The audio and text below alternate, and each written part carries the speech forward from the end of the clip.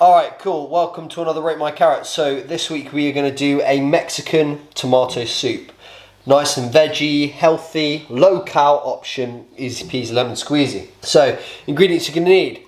Some chopped tomatoes, some black beans. If you can't get hold of black beans, you can use kidney beans, you could use any kind of beans. If you wanted, worst case scenario, you could use baked beans, but it probably tastes hanging. I've got a handful of cherry tomatoes, half a white onion, half a red onion. Ideally, use a whole red onion if you can. If not, use a white onion. Handful of coriander and a couple of cloves of garlic. And we've got some chipotle paste. This is really important that you get hold of this. If you can't get hold of chipotle paste, you could use smoked paprika, and you could use chilies, fresh chilies, which you should be able to get hold of quite easily. Olive oil and salt and pepper. That's all you're going to need. Cool.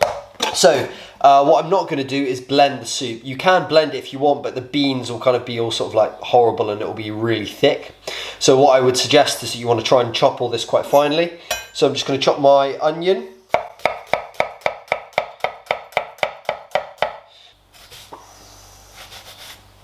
I'm not going to talk through how to chop an onion now, actually. I'll do that for another video. So I'm just going to chop it nice and finely. So I'm just dicing these rather than slicing them. I kind of want the onions to sort of like fade into the background of the soup rather than it being like a bit. You don't want like a big chunk of onion in the middle of a mouthful. So a little tip for garlic: take your whole clove once you've peeled it and just whack it with the back of your knife, and then you can pass the knife through it once like that. And then a good thing to do to kind of make it really fine, get a bit of salt over the top like that. Okay, what that's going to do then, as I press the salt over the top of the garlic, it's acting like a bit of sandpaper, and it starts to mash it all up really nicely, and then you've almost got kind of like a garlic puree as opposed to you just having big chunks of garlic. Get your pan onto a heat, bring the camera over in a second, and you're just going to get a tablespoon of olive oil. A tablespoon of olive oil when you're pouring is about 3 seconds, in case you're wondering.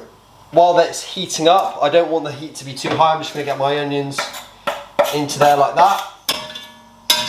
And my casserole pot is on a low heat. Cool. Next thing we're going to do is we're just going to chop our tomatoes. So I'm halving them down the middle first, and then I'm going to sort of like roughly chop them. Cool, so I'm just going to kind of like cross chop.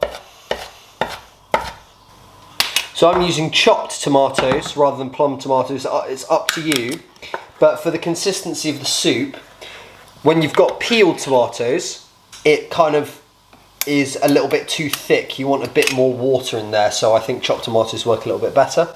I'm just going to drain my black beans. I'm going to roughly chop my coriander, so I've just got a whole bunch, and I quite like having the texture of some stalk in there, so not too fine.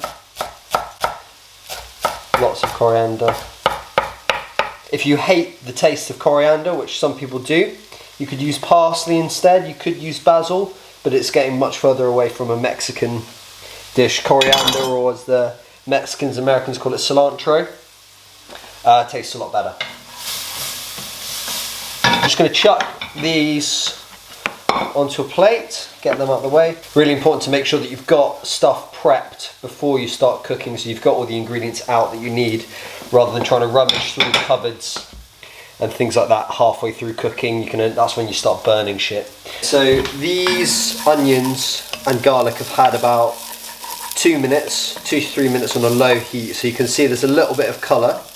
We don't want too much, so we want to keep it so they're almost just going translucent, so you're just sweating them off. Once you've got to that stage, you're going to get yourself a big teaspoon of chipotle paste. Now, you can go absolutely overboard if you want it to be really spicy, but I feel like after a while it's just kind of, you just get a sort of smack in the face rather than actually being able to taste anything. You just want to cook off the paste a little bit, take out some of the rawness from it. Same as you would with the tomato paste that has quite sort of like a bitter taste to it. Just make sure that that's all cooked out. So chipotle paste is it's a type of chili that has a really nice smoky flavour.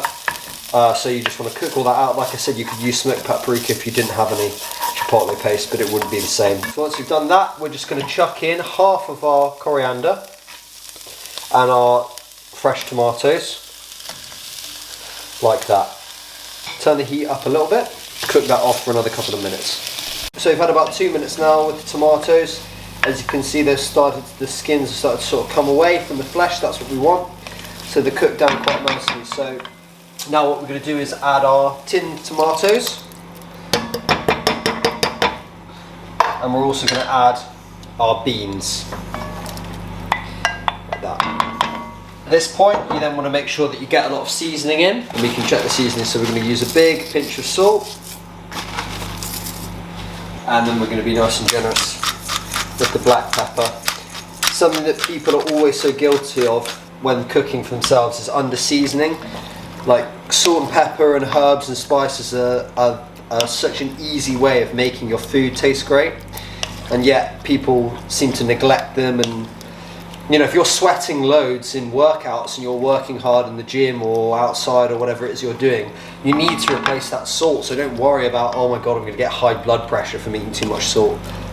Cool, so you can see that's really thick now, and that's really nice, but we kind of want to make it more soupy rather than it kind of being, that's probably too thick to be a soup. So I'm going to chuck in the rest of my coriander now, and then you're just going to top up with some chicken stock.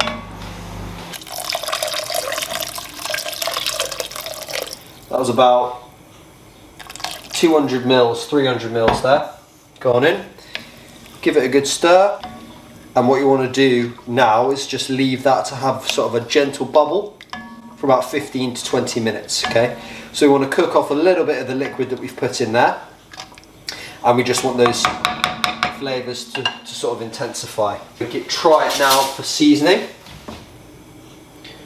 Okay, so this has been bubbling away for about 15 minutes now, and it's at a really good consistency. So you can see that it's still soup-like, but it's a little bit thicker than it was.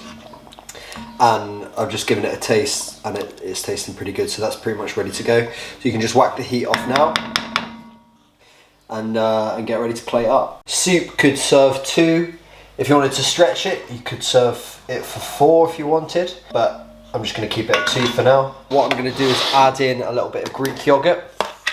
We're just going to make it nice and creamy, so I've just got some low-fat Greek yogurt. I'm just going to use about a dessert spoon and dollop it in there, which is about 25 calories. And then in here, what I've got is half an avocado that I've just kind of diced inside, so you're just going to scoop it out and then sprinkle that over the top. And that's going to act as sort of like a cooling agent as well. So you've got some Greek yogurt in there and some avocado. There it is. Boom.